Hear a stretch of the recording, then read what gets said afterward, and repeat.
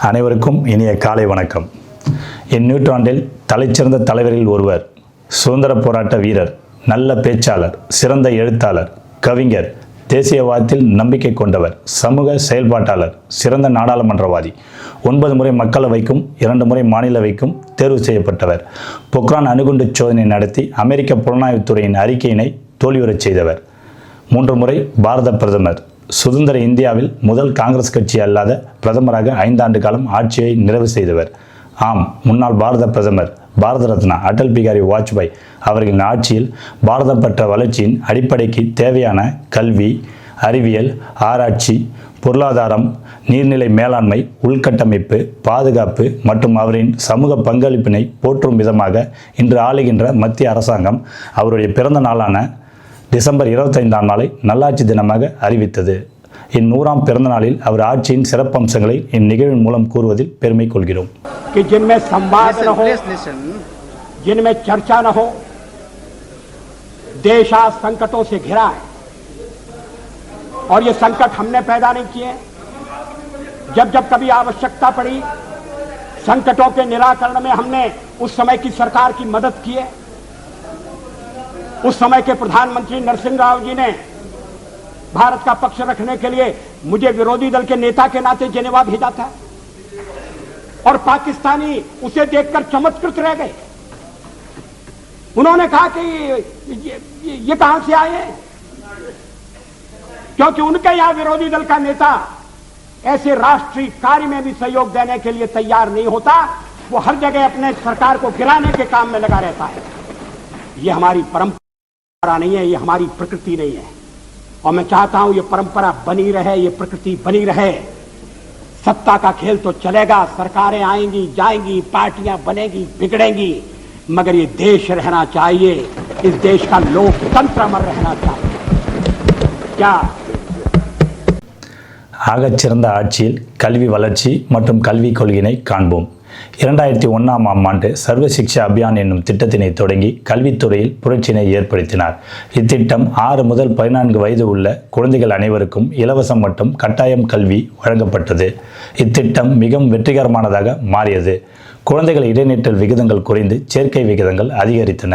2000ஆம் ஆண்டு குழந்தைகள் தொடக்கப்பள்ளியில் இணையாமல் இருந்த மாணவ மாணவர்களின் எண்ணிக்கை சுமார் 2 கோடி ஆகும். 2005இல் இத்திட்டத்தின் பலனாக கல்வி பயிலாதோர் எண்ணிக்கை 40 லட்சமாக குறைந்தது. குறுகிய காலத்தில் நடந்த இந்த மாற்றம் கல்வித்துறையின் சாதனையாகவே பார்க்கப்பட்டது.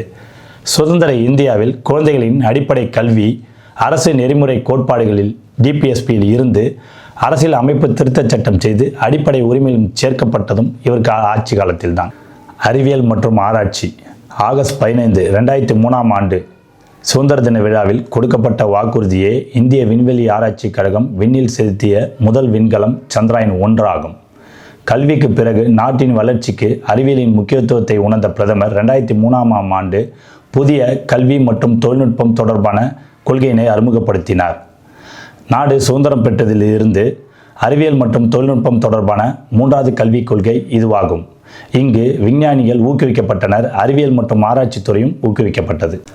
இந்த கொள்கையின் முதல் நோக்கம் இந்தியாவின் ஒவ்வொரு குடிமகனுக்கும் அறிவியல் செய்தி சென்றடைவதை உறுதி செய்வதாகும். இதன் மூலம் இந்தியா அறிவியல் அறிவொளி ஒப்பற்ற நாடாக உருவெடுத்தது.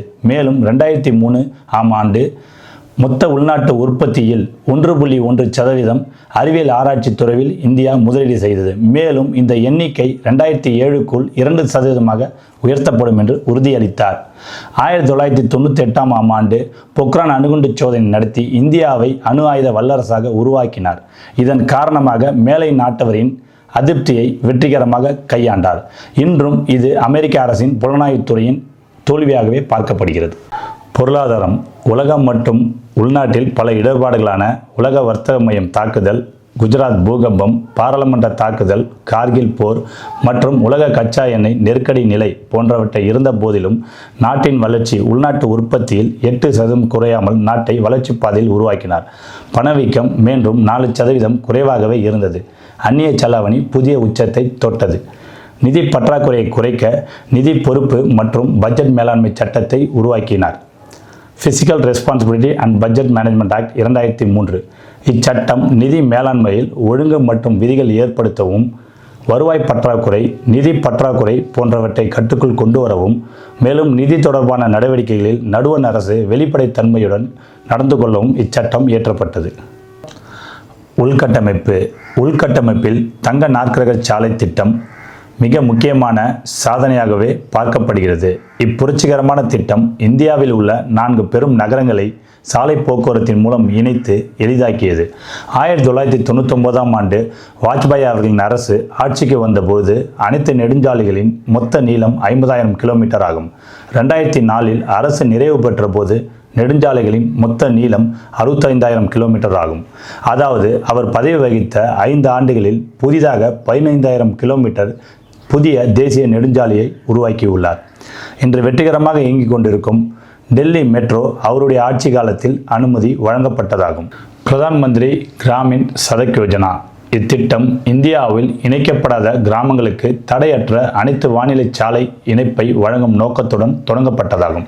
இத்திட்டம் தற்போது அதன் 3ஆம் கட்டத்தில் உள்ளது.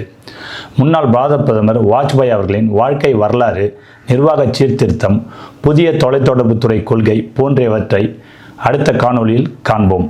நன்றி, வணக்கம்.